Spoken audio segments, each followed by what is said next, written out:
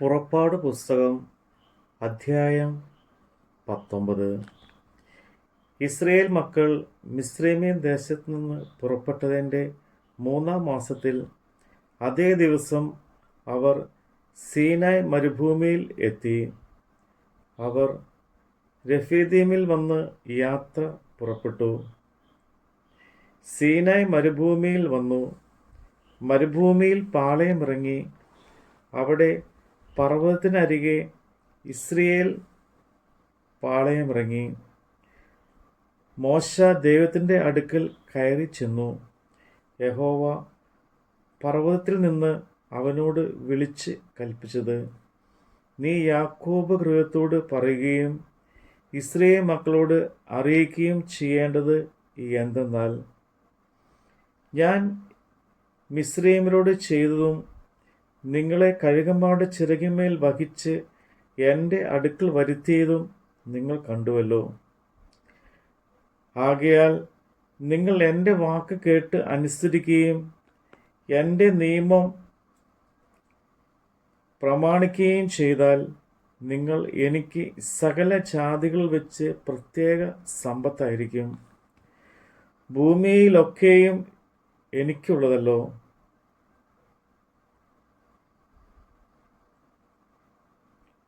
നിങ്ങൾ എനിക്ക് ഒരു പുരോഹിത രാജ്യത്വവും വിശുദ്ധ ജനവും ആകും. ഇവ നീ ഇസ്രയേൽ മക്കളോട് പറയേണ്ടുന്ന വചനങ്ങൾ ആകുന്നു. മോശ വന്ന് ജനത്തിൻ്റെ മൂപ്പന്മാരെ വിളിച്ചു. യഹോവ തന്നോട് കൽപ്പിച്ച ഈ വചനങ്ങളൊക്കെയും അവരെ പറഞ്ഞ് കേൾപ്പിച്ചു.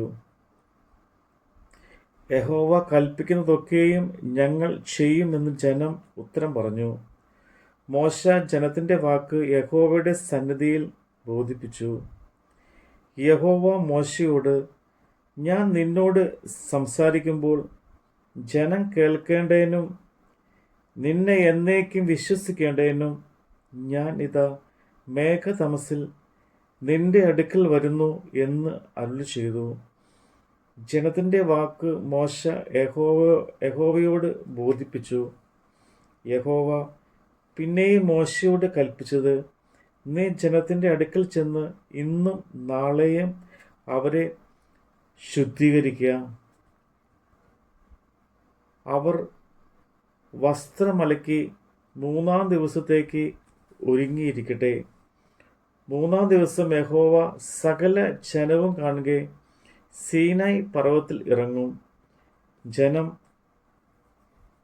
പർവ്വതത്തിൽ കയറാതെയും അതിൻ്റെ അടിവാരം തൊടാതെയും ഇരിപ്പാൻ സൂക്ഷിക്കണം എന്ന് പറഞ്ഞു. നീ അവർക്കായി ചുറ്റും അതിർ തിരിക്കണം. പർവ്വതം തൊടുന്നവൻ എല്ലാം മരണശിക്ഷ അനുഭവിക്കണം. കൈ തൊടാതെ അവനെ കല്ലെറിഞ്ഞോ എയ്തോ കൊന്നുകളയണം. മൃഗമായാലും മനുഷ്യനായാലും ജീവനോടിരിക്കരുത്. കാഹളം ദീർഘമായി ധ്വനിക്കുമ്പോൾ അവർ പർവ്വതത്തിന് അടുത്ത് വരട്ടെ. മോശ പർവ്വതത്തിൽ നിന്ന് ജനത്തിൻ്റെ അടുക്കൽ ഇറങ്ങിച്ചെന്നു. ജനങ്ങളെ ശുദ്ധീകരിച്ചു. അവർ വസ്ത്രം അലക്കുകയും ചെയ്തു. അവൻ ജനത്തോട്, 3-ാം ദിവസത്തേക്ക് ഒരുങ്ങിയിരിപ്പിൻ, നിങ്ങളുടെ ഭാര്യമാരുടെ അടുക്കൽ ചെല്ലരുത് എന്ന് പറഞ്ഞു. 3-ാം ദിവസം നേരം വെളുത്തപ്പോൾ ഇടിമുഴക്കവും മിന്നലും പർവ്വതത്തിൽ കാർമേഘവും മഹാഗംഭീരമായ കാഹളധ്വനിയും ഉണ്ടായി. പാളയത്തിലുള്ള ജനമൊക്കെയും നടുങ്ങി. ദൈവത്തെ എതിരേൽപ്പാൻ മോശ ജനത്തെ പാളയത്തിൽ നിന്ന് പുറപ്പെടുവിച്ചു. അവർ പർവ്വതത്തിൻ്റെ അടിവാരത്തിൽ നിന്നു. യഹോവ തീയിൽ സീനായ് പർവ്വതത്തിൽ ഇറങ്ങുകയാൽ അത് മുഴുവനും പുക കൊണ്ട് മൂടി. അതിൻ്റെ പുക തീ ചൂളയിലെ പുക പോലെ പൊങ്ങി. പർവ്വതമൊക്കെയും ഏറ്റവും കുലുങ്ങി. കാഹളധ്വനി ദീർഘമായി ഉറച്ചു നിന്നു. ദീർഘമായി ഉറച്ചു വന്നപ്പോൾ മോശ സംസാരിച്ചു. ദൈവം ഉച്ചത്തിൽ അവനോട് ഉത്തരം അരുളി. യഹോവ സീനായി പർവ്വതത്തിൻ്റെ കൊടുമുടിയിൽ ഇറങ്ങി.